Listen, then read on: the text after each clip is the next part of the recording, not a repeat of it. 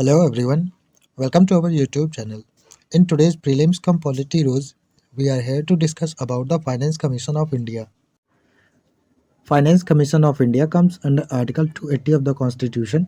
It is a quasi-judicial body and it is constituted by President in every 5 years or at such earlier time as he considers necessary.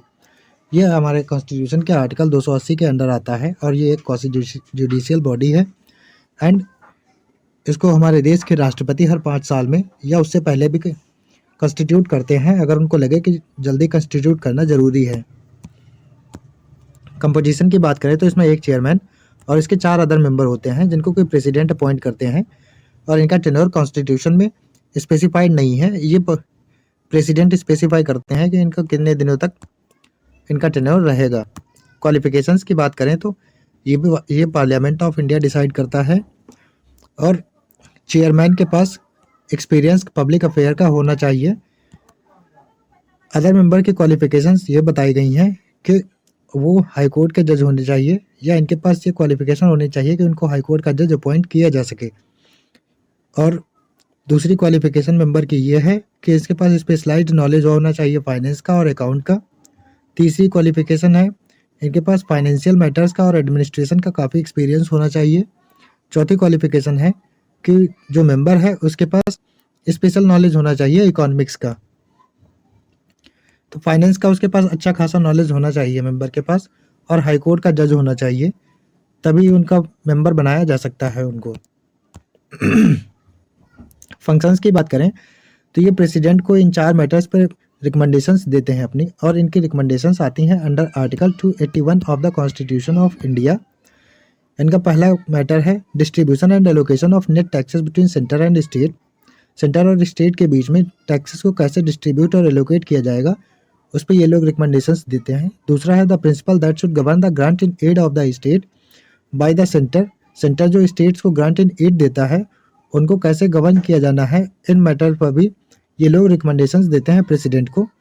तीसरा इनका matter है measures needed to augment the consolidated fund of a state to supplement the resources of the panchayat and municipalities. Panchayat और municipalities के resources को किस तरीके से supplement किया जाना है consolidated fund of a state से, उन मैटर्स पर भी ये लोग प्रेसिडेंट को रिकमेंडेशंस देते हैं। And fourth and last is any matter referred to it by president in the interest of sound finance.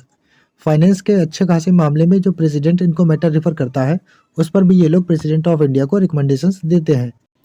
Report की बात करें तो finance commission of India president को रिपोर्ट करता है और प्रेसिडेंट वो रिपोर्ट दोनों हाउसेस में रखते हैं। उसके साथ में एक एक्सप्लेनेटरी मेमोरेंडम होता है जिसमें ये लिखा होता है कि इन्होंने जो रिकमेंडेशंस प्रेसिडेंट ऑफ इंडिया को दी थी उस पर क्या क्या एक्शन लिया गया है, ये उसमें मेमोरेंडम में एक्सप्लेन किया जाता है। अब हम बात करते हैं इनके रोल की। तो recommendations made by finance commission और ओनली ऑफ एडवाइजरी नेचर। जो भी ये लोग रिकमेंडेशंस देते हैं वो सिर्फ एडवाइजरी नेचर की होती हैं, गवर्नमेंट पे बाइंडिंग नहीं होती हैं। ये भारत सरकार पे डिपेंड करता है कि वो इनके रिकमेंडेशंस को इम्प्लीमेंट करें या ना करें in granting money to the states.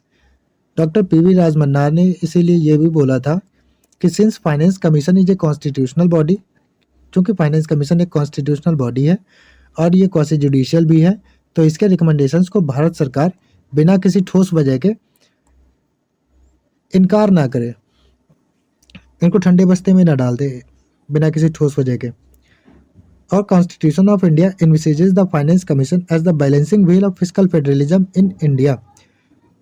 हमारे देश के संविधान ने फाइनेंस कमीशन को balancing wheel of fiscal federalism in India भी बोला है। अब हम लोग एक एमसीक्यू सॉल्व कर लेते हैं। अगर आपने लेक्चर ध्यान से सुना है तो आप इसका बिल्कुल सही सही आंसर देंगे, मुझे ये पूरी उम्मीद है। Consider the following statement about finance commission of India. पहला स्टेटमेंट है it is constituted by president in every 5 years और at such earlier time as he considers necessary. दूसरा है इनका टेन्योर 5 साल का या 65 साल की एज जो भी पहले हो जाए तब खत्म हो जाता है। तीसरा qualifications determined by the parliament. Select the correct option from the given. Option A 1 and 2 only, option B 2 and 3 only, option C 1 and 3 only and option D all of the above statements are correct. आप लोग इसका answer comment section में दीजिएगा, जिसका answer सही होगा मैं उसे पिन कर दूंगा जिससे बाकी लोग भी समझ जाएं कि क्वेश्चन का आंसर क्या है। Thanks for watching our video. हमारे चैनल को सब्सक्राइब करें और अपने दोस्तों को भी शेयर करें। Keep studying, stay blessed, have a good day ahead.